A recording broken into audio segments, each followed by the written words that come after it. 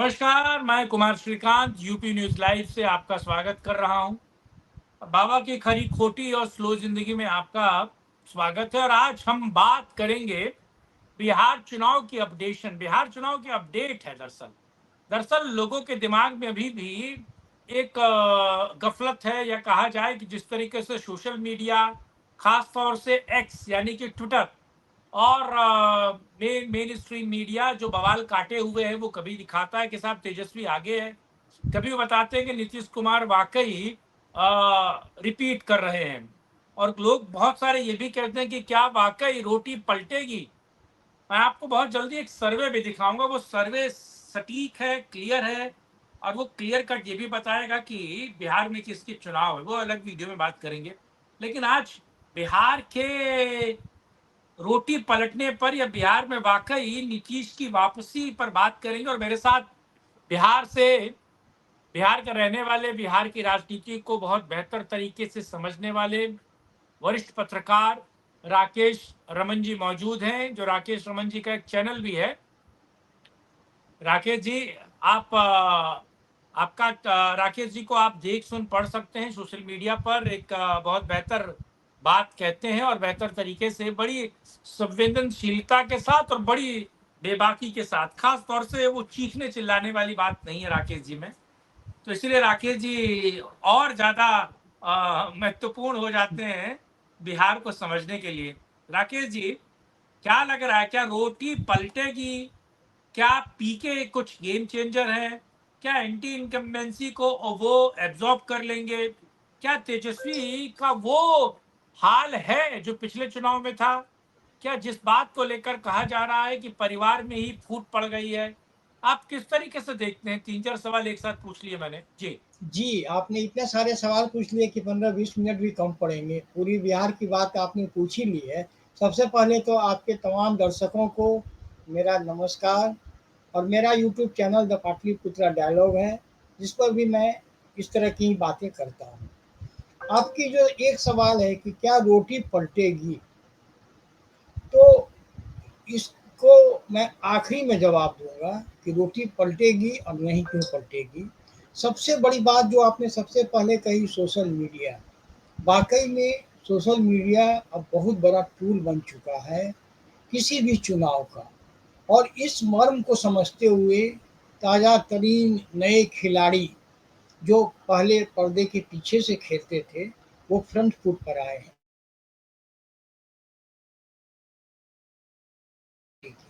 जन स्वराज पार्टी लेकर वो आए हैं, और तमाम तरह के अपने तरह से उन्होंने बहुत सारी कोशिश की है।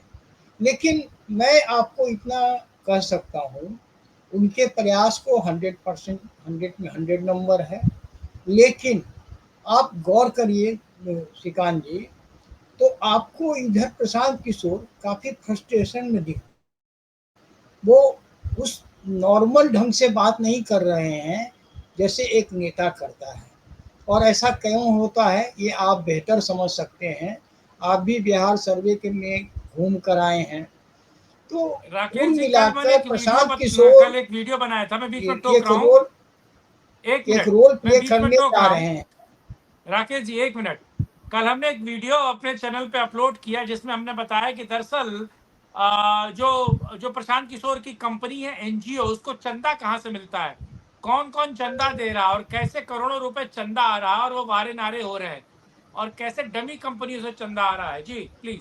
जी देखिए, चंदा आ रहा है, मैं उस पर अभी नहीं जाऊंगा। चंदा सारी पार्टियां लेती है, वो भी ले रहे होंगे, क्योंकि वो बहुत सारे लोगों को चुनाव लड़वा चुके हैं। तो ब्लैक का वाइट, वाइट का ब्लैक उनको भली भांति आता है।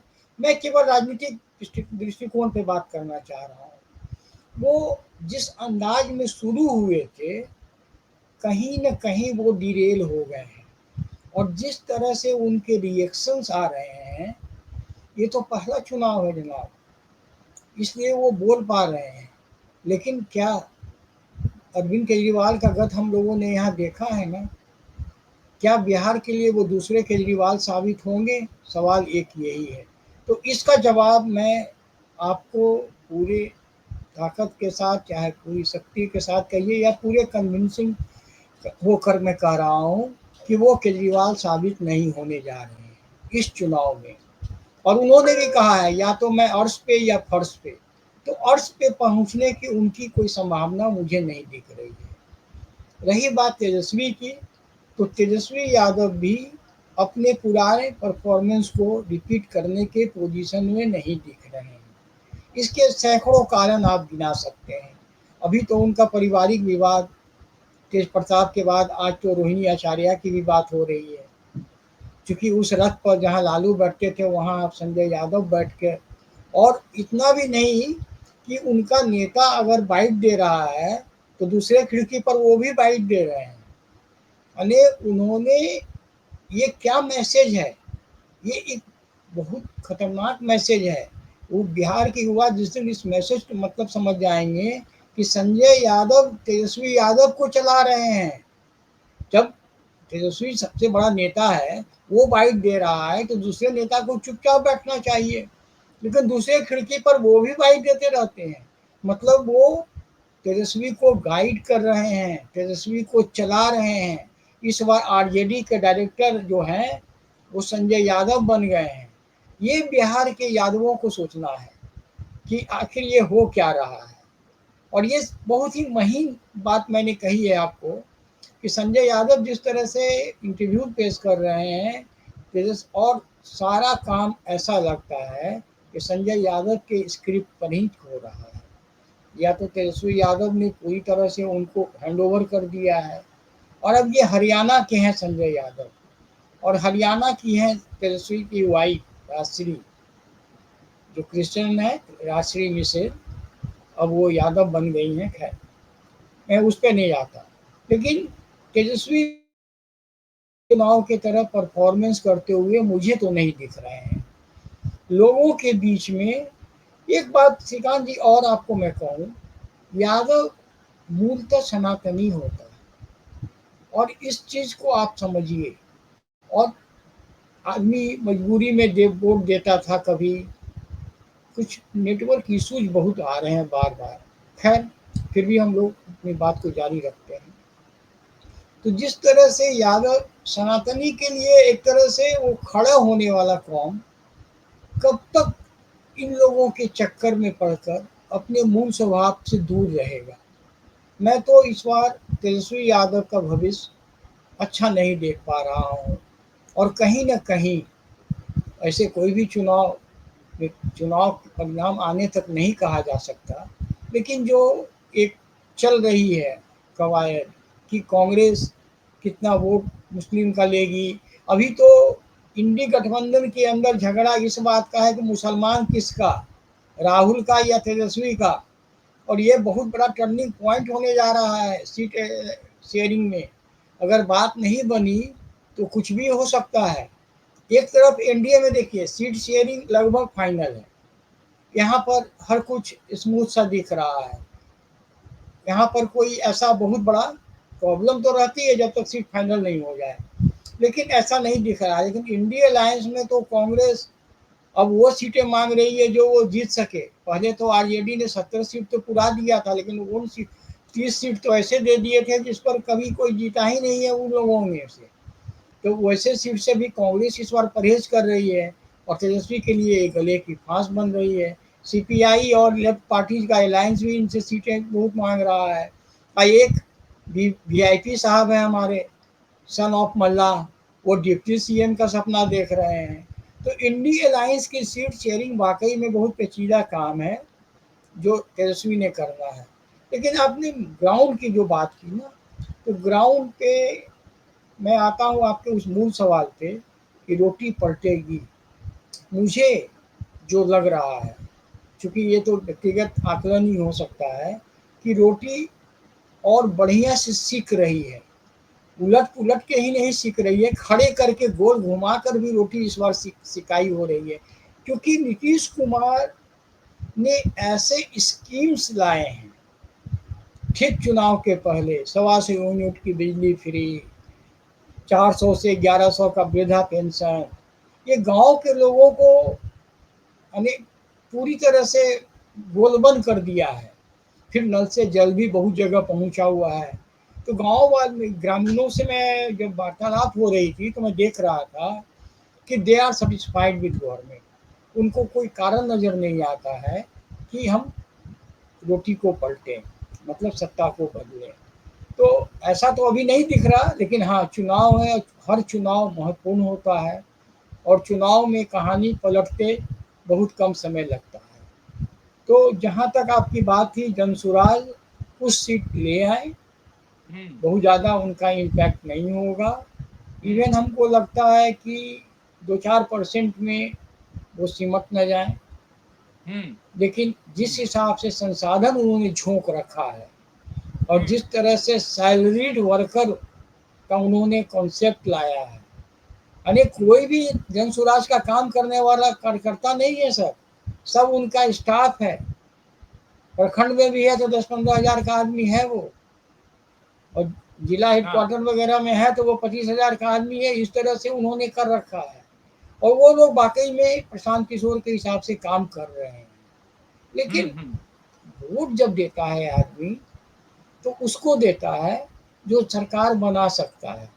तो जनसुराज इस स्थिति में इतने खर्च के बाद, इतनी अनेक पैसे लगा देने के बावजूद वो नहीं दिख रहा कि प्रशांत किशोर किसी भी तरह सूरत में सरकार बना सकते हैं। जी श्रीकांत जी। अब इसमें ये जो सन ऑफ मल्लाह की बात है, ये व्यक्ति एमएलसी रहा और एनडीए में रहा, अभी वो बाट जोड़ देख रहा है कि कैसे उसको मौका मिले तो एनडीए की तरफ कूद जाए। उधर सुनने में आ रहा है कि एनडीए वाले भी बात कर रहे हैं, उधर कांग्रेस इस बात को लेकर बिल्कुल भी राजी नहीं है कि इसको 10 सीटों के ऊपर दिया जाए। वो व्यक्ति 20 सीटों से ऊपर मांग रहा है। लेकिन मैं देख रहा हूं कि तेजस्वी यादव उसे अपने साथ लिए घूमते हैं और सन ऑफ मल्लाह जो है कभी सावन में मछली खिला देता है, कभी मटन बिल्कुल खिला देता है, और कभी मुझे ऐसा लगता है कि गाइड है, फिलोसोफर है, सब कुछ है और उस व्यक्ति का जमीन कुछ नहीं है।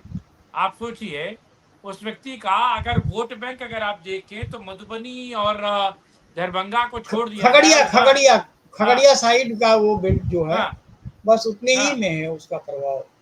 हाँ। वो और वो भी वो क्या वो प्रभाव है मल्लाह कि समाज का 400 वोट तो सर्वमान्य नेता नहीं है, सबसे बड़ी बात। हाँ वो मल्लाह हाँ समाज का एक ऐसा, जैसे जय निषाद हुआ करते थे उस तरह का वो नेता नहीं है। ठीक है, वो मुंबई में फिल्म स्टूडियो का जो बनता है स्टेज वगैरह ना, ये सब बनाने का काम करते थे। और तेजस्वी से जो उनका बढ़िया याराना आपको दिखता है, उसका वो बॉम्बे कनेक्शन है। अब बॉम्बे में क्या कनेक्शन होता है हम आप भी बेहतर समझते हैं, लेकिन खैर वो इस मंच हाँ। पर हम लोग उसको डिस्कस नहीं करना लेकिन चाहिए। लेकिन वो जिस तरीके से जीतन राम मांझी हैं, जीतन राम मांझी जो हैं वो 2 से 3% वोट का टॉप अप करते हैं, मिनिमम 3% से 4% वोट टॉप अप करते हैं। चिराग पासवान एक अच्छा वोट बैंक अपने साथ लाते हैं और वो फुलटूस वोट बैंक चिराग साथ भी पाँच जुड़ता है। परसेंट 5% हाँ वोट उनका है बिहार में।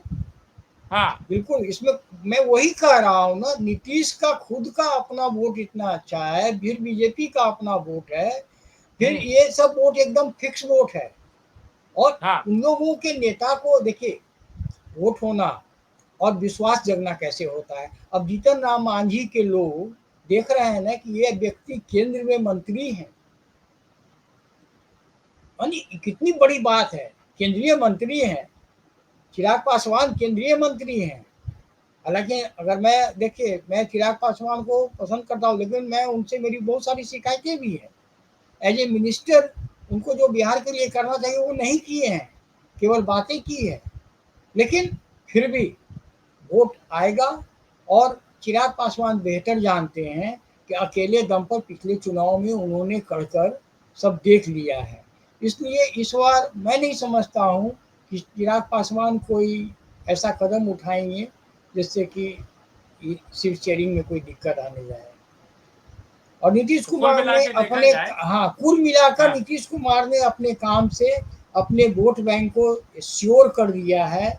और सबसे बड़ी बात, महिलाओं का झुकाव आज भी नीतीश के साथ उसी तरह बना हुआ है। फाइन। चलिए, आज आज आज एक बेहतर चर्चा हुई और बड़ी शॉर्ट चर्चा हुई और सटीक चर्चा हुई कि रोटी पलटेगी कि नहीं पलटेगी। बहुत जल्द राकेश जी के साथ मैं एक चुनावी चर्चा भी करूंगा, जिसमें अभी हाल फिलहाल में जो सर्वे है, और सर्वे वो क्या कहता है और किस तरीके से किस पार्टी को किस तरह ला रहा है, लगा रहा है, वो सर्वे भी बहुत जल्दी ब्रेक करेंगे। तब तक के लिए आप इंतजार कीजिए, और दर्शकों से अनुरोध है कि वीडियो को लाइक, शेयर, चैनल को सब्सक्राइब करें, और राकेश जी का जो चैनल है द पाटलिपुत्र डायलॉग्स, उसको भी जरूर आप लोग सब्सक्राइब करें। और इसी बात के साथ जय श्री राम, हर हर महादेव। जय श्री राम, हर हर महादेव।